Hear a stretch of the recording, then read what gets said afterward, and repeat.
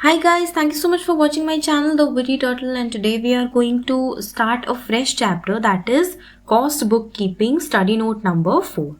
ठीक है, यहाँ पर हम लोग सबसे पहले पढ़ेंगे cost accounting records, ledgers and cost statement. So हम लोग कॉस्ट अकाउंटिंग क्यों पढ़ रहे हैं?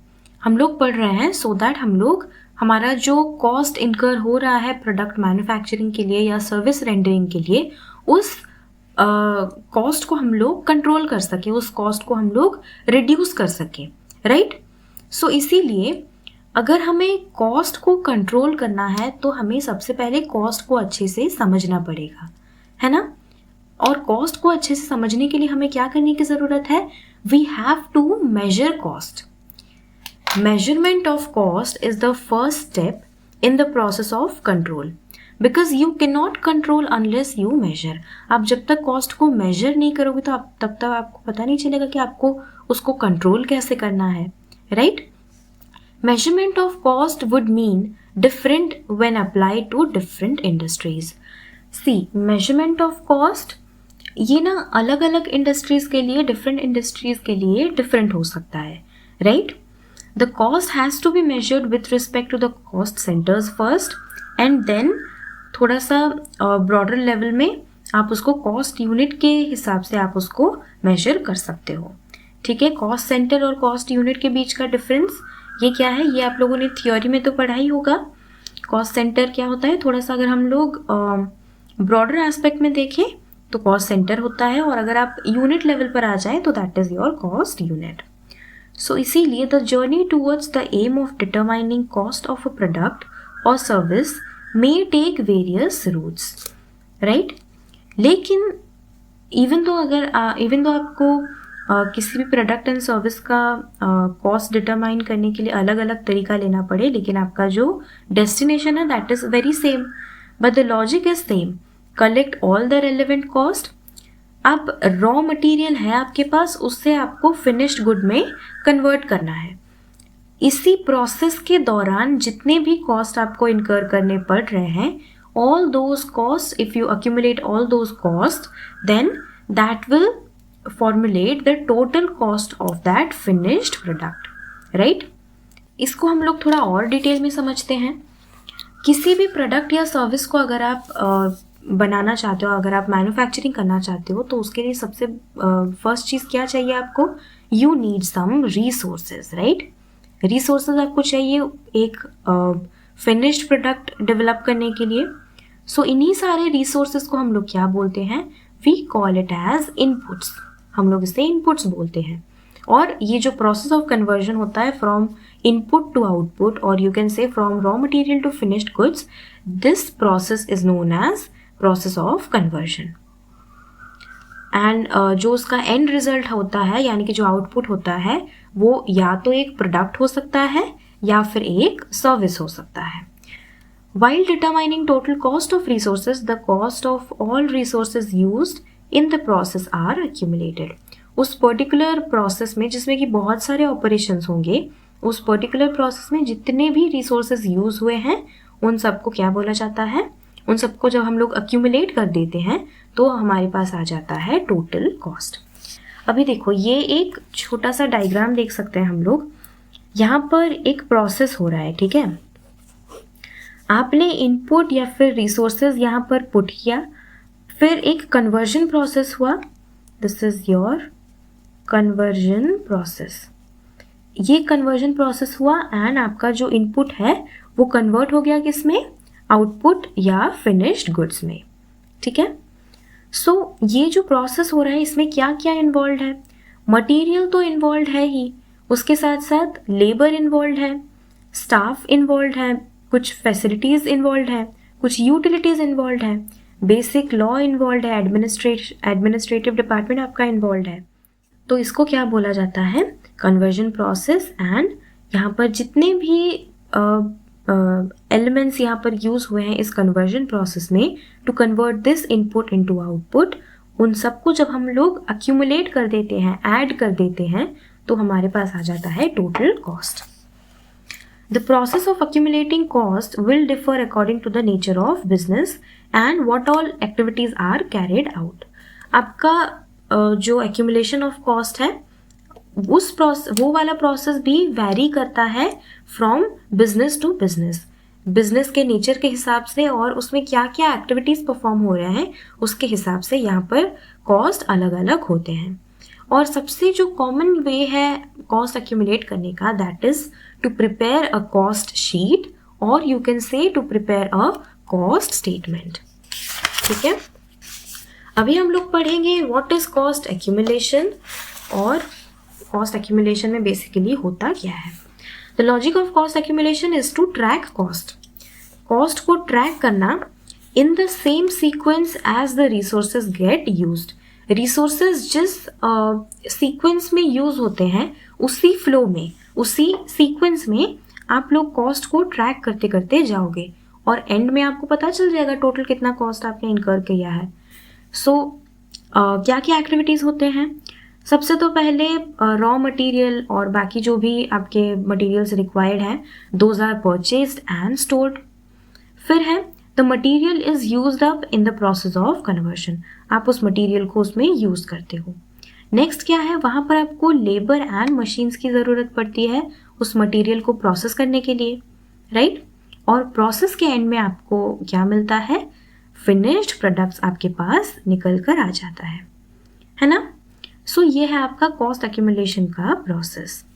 The cost data needs to be collected along this whole chain that ends when a final product is produced. जब आपका फाइनल प्रोडक्ट प्रोड्यूस हो जाता है उसके एंड में जितना भी डेटा आपको चाहिए है वो सब कलेक्ट हो जाता है।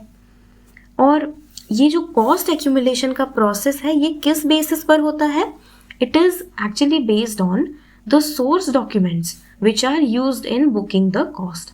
वो कॉस्ट को बुक करने के लिए जो हमारे पास सोर्स डॉक्यूमेंट्स होते हैं, जैसे कि आपने सप्लायर से मटेरियल खरीदा है, आपके पास इनवॉइस होगा, ऐसे ही बहुत सारे सोर्स के डॉक्यूमेंट्स होते हैं, वो सबको आप क्या करते हो, उन सबको आप कलेक्ट करते हो और उससे आपको कॉस्ट का पता चल जाता है। The departmentalisation of the business organisation is done to suit the production process. आपका जो बिजनेस ऑर्गेनाइजेशन है उसमें डिपार्टमेंटलाइजेशन किया जाता है सो दैट वो जो कन्वर्जन प्रोसेस होता है वो थोड़ा अच्छे से हो पाए और हर एक डिपार्टमेंट का कॉस्ट आपको धीरे धीरे पता चल जाए, right. For example, in a fruit processing industry, the cost would be accumulated as per different process involved. Fruit processing industry हो या फिर कोई भी इंडस्ट्री हो, अगर आप वहाँ पर डिपार्टमेंटलाइजेशन कर देते हो, उस पूरे कन्वर्जन प्रोसेस को आप तोड़ तोड़ कर 4 हिस्सों में डिवाइड कर देते हो, तो ऑब्वियसली आपको हर एक हिस्से का कितना कॉस्ट आ रहा है वो आपके लिए आइडेंटिफाई करना बहुत ही ईजी हो जाता है। हम सबको पता है कि जो डायरेक्ट एलिमेंट्स ऑफ कॉस्ट होते हैं, यानी कि direct material, direct labour and direct expenses, उन सबको मिलाने से आपको क्या मिलता है, प्राइम कॉस्ट मिलता है। और उसी प्राइम कॉस्ट में जब आप प्रोडक्शन ओवरहेड्स को ऐड कर देते हो तो आपको क्या मिल जाता है, फैक्ट्री कॉस्ट या फिर उसको हम लोग बोलते हैं वर्क्स कॉस्ट, वो मिल जाता है। उसमें आपको ऐड करना रहता है एडमिनिस्ट्रेटिव ओवरहेड्स, उसको ऐड करने पर आपके पास मिल जाता है cost of production. Again cost of production में आपको ऐड करना है सेलिंग एंड डिस्ट्रीब्यूशन ओवरहेड्स, इसको ऐड करने पर आपके पास आ जाता है कॉस्ट ऑफ गुड्स सोल्ड या फिर कॉस्ट ऑफ सेल्स। अब इसमें आपको ऐड कर देना है प्रॉफिट, और प्रॉफिट ऐड करने के बाद आपके पास आ जाएगा आपके सेल्स का value, right. Process of accumulation of cost comprises of, आपका जो ये प्रोसेस होता है ना कॉस्ट को एक्यूमुलेट करने का, इसका क्या क्या प्रोसेस है इसके। पहला है कि आपको हर एक कॉस्ट सेंटर या फिर हमने जो कन्वर्जन प्रोसेस को बहुत सारे डिपार्टमेंट्स में डिवाइड किया है, हर एक डिपार्टमेंट या कॉस्ट सेंटर में जो भी कॉस्ट इनकर हो रहा है उसको आपको आइडेंटिफाई करना है, ठीक है, आइडेंटिफाई करना है। फिर क्या करना है, क्योंकि आप प्रोडक्शन के हिसाब से ही कैलकुलेट कर रहे हो तो इसीलिए जो भी आपके सर्विस कॉस्ट है, सर्विस कॉस्ट जितने भी हैं उसको आपको अपॉर्शन करना है किसके साथ, प्रोडक्शन कॉस्ट के साथ। और फाइनली आपका जितना भी टोटल कॉस्ट आता है उसको हर एक कॉस्ट यूनिट के साथ एब्जॉर्ब कर देना है, राइट। समझ में आ गया। Apportionment of service cost to production cost, ये मैं जब ओवरहेड्स के क्वेश्चंस करवाऊंगी तब आपको बहुत अच्छे से क्लियर हो जाएगा। नेक्स्ट है cost collection. What is cost collection? It is the process of booking cost against a particular cost account code. एक पर्टिकुलर कॉस्ट अकाउंट कोड के साथ आपको जो कॉस्ट को बुक करना रहता है under a particular cost centre और directly under a cost unit. और इसमें क्या है, सोर्स डॉक्यूमेंट्स यूज होते हैं so that you can generate the record of cost incurred और the cost which is to be incurred, going to be incurred. और ये जो सोर्स डॉक्यूमेंट्स रहते हैं they have to be properly authorised and numbered. ये सब properly इनका authorisation होना चाहिए, इनका नंबरिंग सही से होना चाहिए, because they act as the primary source of entry. Obviously आप अगर अपने बुक्स में एंट्री कर रहे हो, कॉस्ट को कलेक्ट कर रहे हो किसी एक इनवॉइस को देख के, तो ऑब्वियसली वो एक प्रॉपरली ऑथराइज्ड होना चाहिए, वो प्रॉपरली नंबर्ड होना चाहिए, क्योंकि वो प्राइमरी सोर्स है, प्राइमरी आप उसी से ही देखकर आप अपने बुक में एंट्री कर रहे हो, इसीलिए वो आपके लिए एक्यूरेट होना चाहिए, उसमें कोई गड़बड़ नहीं होना चाहिए। In addition to these documents, there could be other documents and reports such as allocation sheets, labor utilization reports, idle time and overtime analysis, scrap reports, etc. ये सब आपको कॉस्ट को आइडेंटिफाई करने के लिए बहुत ज़्यादा हेल्प करता है। नेक्स्ट हम लोग देखते हैं, नेक्स्ट है मटीरियल कॉस्ट। मटीरियल कॉस्ट वाला चैप्टर अभी अभी हमने कंप्लीट किया है, सो आई होप आप लोग ये अगर पढ़ेंगे तो इजीली समझ में आ जाएगा आप लोगों को। नेक्स्ट है आपका लेबर कॉस्ट। लेबर कॉस्ट वाला चैप्टर भी हमने कंप्लीट कर दिया है, सो जब आप ये पढ़ेंगे आपको समझ में आ जाएगा। फिर क्या है, फिर बोल रहा है एक्सपेंसेस। एक्सपेंसेस में भी सेम ही काम है, यहाँ पर बस वही बोल रहा है कि जो भी आपका एक्सपेंसेस होते हैं वो अकाउंटिंग एंट्री से पता चलता है, या तो आप कैश बुक में या फिर आप जर्नल प्रॉपर में आप क्या करते हो, अकाउंटिंग एंट्रीज डालते हो, जिससे आपके एक्सपेंसेस आपके पास कलेक्ट हो जाते हैं। और जो डायरेक्ट एक्सपेंसेस होते हैं वो वाउचर्स के बेसिस पर कलेक्ट हो जाते हैं, और जो इनडायरेक्ट एक्सपेंसेस होते हैं वो सब आप कलेक्ट करते हो और उनको अपॉर्शनमेंट शीट्स में आप समराइज करके रखते हो। ठीक है। The next topic that we are suppose to study is collection of budgeted cost. तो ये बोल रहा है कॉस्ट कैलकुलेशन के लिए जो आप कॉस्ट कलेक्ट करते हैं वो या तो एक्चुअल कॉस्ट होगा या फिर बजटेड कॉस्ट हो सकता है। सो जो एक्चुअल कॉस्ट होता है यानी कि जो एक्चुअली इनकर हुआ है वो कैसे कलेक्ट किया जाता है, on the basis of documents, जो कि अभी अभी हम लोगों ने पढ़ा। लेकिन जो बजटेड कॉस्ट होता है ना, वो कैसे कैलकुलेट किया जाता है, budgeted cost are computed using the standard bill of material and predetermined overhead rates. ठीक है, जो स्टैंडर्ड बिल ऑफ मटेरियल होता है और जो ओवरहेड रेट्स होता है जो कि हम लोगों ने पहले ही डिटरमाइन कर लिया है, उसके बेसिस पर बजटेड कॉस्ट को कैलकुलेट किया जाता है। For budgeted direct material a bill of material is prepared for each product. Her product के लिए एक बिल ऑफ मटेरियल प्रिपेयर किया जाता है, और ये क्या है, ये एक क्वांटिटेटिव एस्टिमेट है। ठीक है, ये एक क्वांटिटेटिव एस्टिमेट है। Based on the estimates, a budgeted material price is considered to value the material cost. और क्या है, यहाँ पर estimated labor hours भी estimate किया जाता है, so that आप लोग labor hour rates भी पहले से estimate कर सको। Predetermined overheads are also computed considering the base selected for absorption. आप लोग जिस जहाँ पर आप उसको एब्जॉर्ब करा रहे हो उस बेस को आप सिलेक्ट करते हो, और प्री डिटरमाइंड ओवरहेड्स को भी आप कंसिडर करते हो। Thus an estimate of total cost with full composition may be made. एक एस्टिमेशन आपको मिलता है टोटल कॉस्ट का। ठीक है। Next we are going to study about cost data collection and role of a cost accountant. So जब भी आपका डेटा कलेक्शन का प्रोसेस की बात आती है, उस केस में role of cost accountant is very important, क्योंकि एक जो आपका process of cost data collection होता है it has to be very strong, और आपका जो एक कॉस्टिंग सिस्टम है it has to be very strong and robust. The cost analysis and reporting जो आपका कॉस्ट एनालिसिस एंड रिपोर्टिंग होता है वो यूजफुल नहीं होगा मैनेजरियल डिसीजन मेकिंग में अगर आपका डेटा कलेक्शन का प्रोसेस ही रॉन्ग है। अब आप खुद सोचो, अगर आपने जो डेटा कलेक्शन किया है उसका प्रोसेस गलत है और आप गलत डेटा लाए हो तो ऑब्वियसली वो उससे आप डिसीजन कुछ भी नहीं ले सकते हो, और जो भी आप डिसीजन लोगे वो बिल्कुल भी यूजफुल नहीं होगा आपके लिए। इसीलिए एक strong and robust costing system की बहुत ज़्यादा ज़रूरत होती है। और जो कॉस्ट अकाउंटेंट होते हैं ना, उन लोगों को क्या है, इंटरनल ऑडिट करने की और अपने कॉस्टिंग सिस्टम का एक पीरियोडिकल चेक करने की बहुत ज़्यादा ज़रूरत रहती है, और उसमें वो अपना सारा एक्सपर्टीज़ लगा सकते हैं to help in establishing a proper costing system.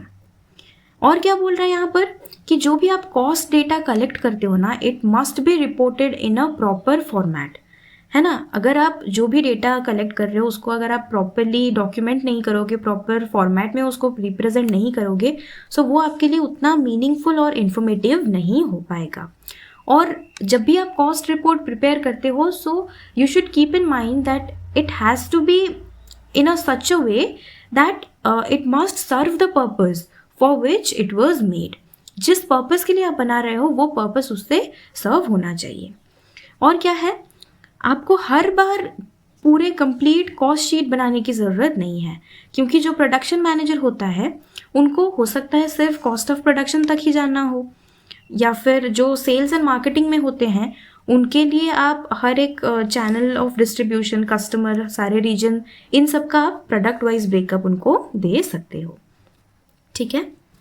और यहाँ पर बोल रहा है the cost data should be collected in a manner that will make available cost information to all those who are responsible for the cost. So cost data को जब आप collect करते हो उसको उस तरह से आप सबके लिए अवेलेबल कराओ सो दैट हर कोई वहाँ से इंफॉर्मेशन ले सके जो भी कॉस्ट के साथ कंपनी के कॉस्ट को लेकर रिस्पॉन्सिबल है। और जो कॉस्ट शीट होता है ना, जो कॉस्ट शीट हम लोग बनाते हैं उसका फॉर्मेट क्या है आगे हम लोग देखेंगे। कॉस्ट शीट में जितने भी फिगर्स दिया जाता है, जितने भी एलिमेंट्स के बारे में दिया जाता है, वो उसमें डायरेक्ट एंड इनडायरेक्ट दोनों को ही कंसिडर किया जाता है, और उसको ना फंक्शंस के हिसाब से सेग्रीगेट किया जाता है। जैसे प्रोडक्शन एक फंक्शन है, तो प्रोडक्शन के लिए आपने कितना कॉस्ट इनकर किया है वो आपका आ जाता है प्रोडक्शन ओवरहेड में। फिर एडमिनिस्ट्रेटिव डिपार्टमेंट में आपने कितना कॉस्ट इनकर किया है, सेलिंग एंड डिस्ट्रीब्यूशन में आपने कितना कॉस्ट इनकर किया है, ये सब चीज़ें आपका जो कॉस्ट शीट होता है उसमें सेग्रीगेट किया जाता है और उसको प्रॉपरली रिप्रेजेंट किया जाता है प्रॉपर फॉर्मेट में। और बोल रहा है apart from exhibiting the total cost deducted logically, ये और क्या क्या हाईलाइट करना चाहिए कॉस्ट शीट, इसमें आपका एक कंपैरिजन भी होना चाहिए, आपके कॉस्ट डेटा में एक कंपैरिजन भी होना चाहिए कि आपने जो पहले बजट बनाया था और जो एक्चुअली कॉस्ट इनकर हुआ है उसमें वेरिएंस कितना आ रहा है, और कॉस्ट को कैसे कंट्रोल किया जाए सो दैट प्रॉफिट भी आपका इंक्रीज हो, राइट। अभी हम लोग देखते हैं कि जो कॉस्ट शीट होता है ना, कॉस्ट शीट का फॉर्मेट कैसा है और उसको हम प्रिपेयर कैसे करते हैं। सो यहाँ पर आप देख सकते हो एक स्पेसिमेन ऑफ कॉस्ट शीट दिया गया है। यहाँ पर सबसे पहले ये मेंशन होता है कि कॉस्ट शीट आप कौन से पीरियड के लिए बना रहे हो। पीरियड फ्रॉम जो भी डेट है, let's say first accounting period ही ले लेते हैं इस साल का, 31 2022 तक आप बना रहे हो, ठीक है। कॉस्ट यूनिट्स कितने हैं वो आप यहाँ पर मेंशन कर सकते हो, और यहाँ पर आपको सारे कॉस्ट आइटम्स गिवन हैं। पहले हमें क्या कैलकुलेट करना रहता है, हमें सबसे पहले प्राइम कॉस्ट कैलकुलेट करना रहता है। तो प्राइम कॉस्ट में क्या क्या आता है, direct material, direct labour and direct expenses. उसमें डायरेक्ट मटेरियल में आप लोग देख सकते हो इतने सारे एलिमेंट्स दिए हैं। ये क्या है, हम जब भी डायरेक्ट मटेरियल कैलकुलेट करते हैं ना कॉस्ट शीट बनाने के लिए, तो हमेशा हम क्या कैलकुलेट करते हैं, हमें कंसिडर करना है मटेरियल कंज्यूम्ड, ठीक है। मटेरियल कंज्यूम्ड, मटेरियल कंज्यूम्ड आपने कितना कंज्यूम किया है, इसका फॉर्मूला क्या रहता है, फॉर्मूला रहता है ओपनिंग स्टॉक, यानी कि पहले कितना था, प्लस आपने परचेज कितना किया है, माइनस आपके एंड में कितना बच गया है, क्लोजिंग स्टॉक।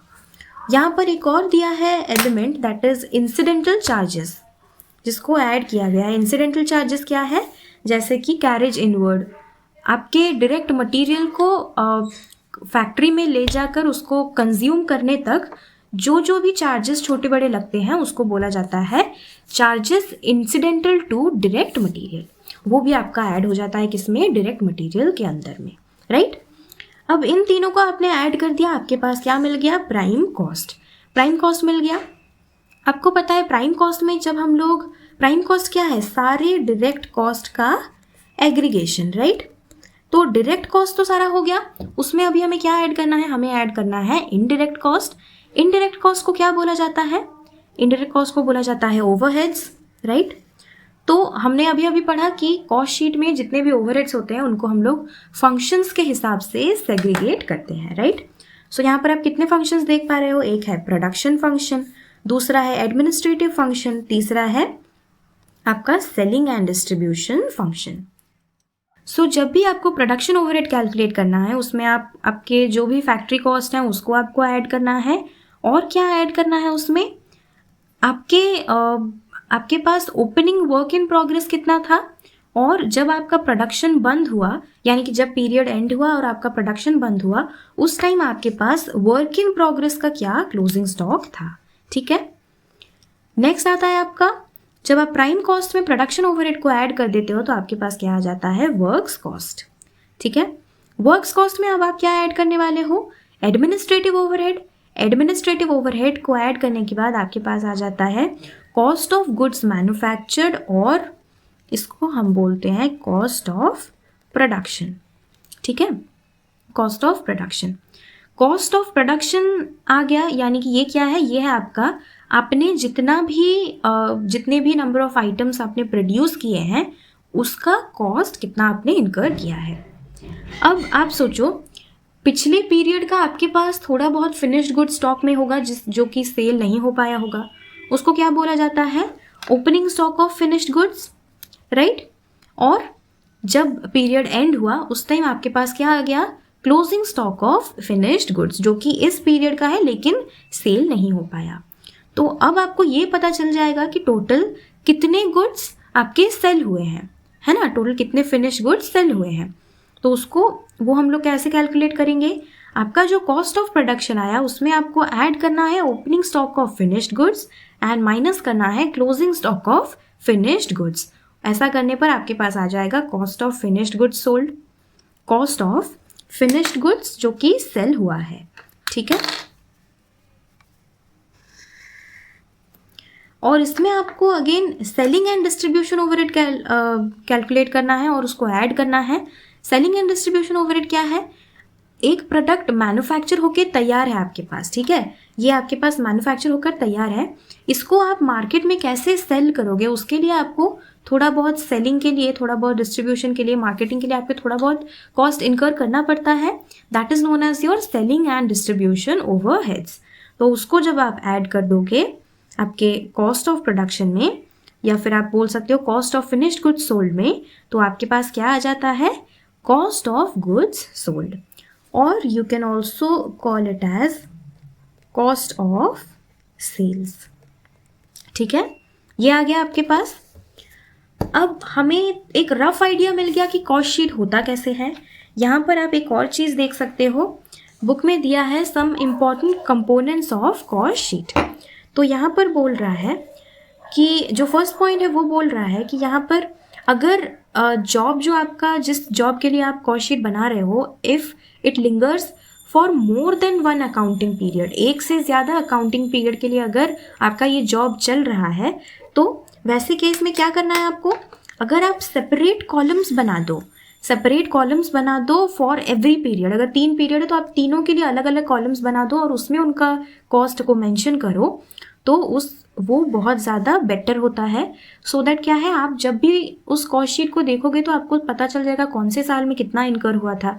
आप उनमें कंपैरिजन कर सकते हो, वेरिएंस एनालिसिस कर सकते हो और बहुत कुछ एनालिसिस कर सकते हो। द जॉब और batch reference should also be mentioned on the header. Header में आपको बैच कौन सा है और ये कौन से जॉब की कॉस्ट आप कैलकुलेट कर रहे हो वो भी आपको मैंशन करना है।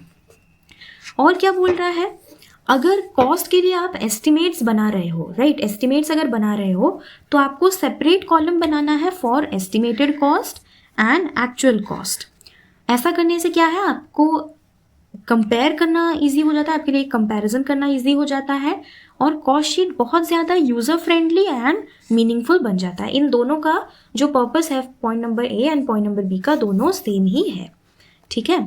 थर्ड पॉइंट में क्या बोल रहा है कि कुछ कुछ केसेस होते हैं जिसमें जो मटेरियल होता है, रॉ मटेरियल, वो सिग्निफिकेंट पोर्शन प्ले नहीं करता है in case of total cost. तो वैसे केसेस में जो मटेरियल होता है उसको हम लोग एज एन ओवरहेड आइटम मानते हैं। ऐसा बहुत कम केसेस में होता है और ये एक रेयर केस है। तो ऐसे केसेस में आपको प्राइम कॉस्ट कैसे निकालना है, ओनली आपको direct labour and direct expenses को ऐड करके प्राइम कॉस्ट निकालना है, ठीक है। फोर्थ पॉइंट में आपको बोल रहा है कि जब भी आप ट्रीटमेंट ऑफ रॉ मटेरियल करोगे तो उसमें you need to be careful कि आपको बस रॉ मटेरियल कंज्यूम्ड, कितने क्वांटिटी का रॉ मटेरियल कंजम्पशन हुआ है उसको ही आपको ध्यान में रखना है। तो उसका फॉर्मूला क्या है, opening stock plus purchases minus closing stock, right. और क्या बोल रहा है यहाँ पर, जब भी हम लोग कॉस्ट शीट बनाते हैं तो जो भी हमारे पास फिगर्स आते हैं, हम लोग फिगर्स कहाँ से मिलता है हमको, कितने में परचेज किया, कितने में सेल किया, कितने में क्या हुआ। So we got it from the suppliers invoices for purchase of stockable material. Supplier जो भी हमें इन्वॉइसेस प्रोवाइड करता है उससे हमें पता चल जाता है कि इसका कॉस्ट कितना है। और इसमें और क्या क्या ऐड करना रहता है, जैसे यहाँ पर हम लोगों ने देखा था इंसिडेंटल चार्जेस, ठीक है। इंसिडेंटल चार्जेस इसका मतलब क्या है, हर वो charge which is incidental to your raw material. तो इसमें क्या क्या आता है, it should also include all the charges incidental to purchase of goods like carriage, यानी कि कैरेज इनवर्ड, जब आप उसको फैक्ट्री में लेकर आते हो, आप इंश्योरेंस बना रखे हो उस रॉ मटेरियल का, that is also your charges incidental. और क्या है, कस्टम ड्यूटी आप पे करते हो अगर आप बाहर से इंपोर्ट कर रहे हो तो। और ऐसे ही बहुत सारे कॉस्ट और चार्जेस रहते हैं हमारे पास which is directly associated with the incoming material, right. अभी अगर आप लोगों को ये वाला पॉइंट समझ में नहीं आया है, रॉ मटेरियल कंज्यूम्ड, तो मैं ये आपको थोड़ा सा रफली बताती हूँ। इमेजिन करो इतना टोटल आपको इतना, ये आपका स्टोरेज है, ठीक है। यहाँ पर पहले से कुछ रॉ मटेरियल आपके पास अवेलेबल था, this is what, this is your opening stock. इसमें आपने फिर क्या कर दिया, परचेज कर दिया, ये आपका है परचेज, ठीक है, ये आपका है परचेज। अब परचेज कर लिया, ओपनिंग स्टॉक कर लिया, तो आपके पास कितना है अभी टोटल प्रोडक्शन को कैरी आउट करने के लिए, टोटल आपके पास इतने क्वांटिटी का प्रोडक्ट है, ठीक है। अब ये प्रोडक्ट को आप सारा मैन्युफैक्चरिंग के लिए डालोगे, लेकिन हो सकता है कभी कभी कि सारा नहीं होके थोड़ा बहुत आपके पास बच जाए at the end of your period, ठीक है। At the end of your period थोड़ा बहुत आपके पास अगर बच जाता है, so that is known as your what, closing stock, closing stock. तो इसीलिए आप मुझे ये देखकर बताओ कि यहाँ पर आपने रॉ मटेरियल कंज्यूम कितना किया है, जितना मैं हाइलाइटर से हाईलाइट कर रही हूँ उतना क्वांटिटी आपने यूज़ किया है। तो ये क्वांटिटी को हम लोग कैसे निकालेंगे, पहले जो ओपनिंग स्टॉक था प्लस उसमें ऐड हो गया परचेज आपने कितना किया, माइनस ये नीचे वाला हिस्सा हम छोड़ देंगे जो कि है आपका क्लोजिंग स्टॉक, ठीक है। तो आपके पास मिल गया जितना आपने कंज्यूम किया है। आई होप आप लोगों को आज का ये क्लास समझ में आया है, और अगर ये वीडियो आपको पसंद आया तो प्लीज़ इस वीडियो को लाइक करें, अपने दोस्तों के साथ शेयर करें, मेरे चैनल द विटी टॉटल को सब्सक्राइब करें, और नेक्स्ट क्लास से हम लोग इसी चैप्टर के क्वेश्चन आंसर स्टार्ट कर देंगे। अगर आप लोगों ने अभी तक मेरा टेलीग्राम चैनल ज्वाइन नहीं किया है, so the link is given in the description box below, please go and check it out.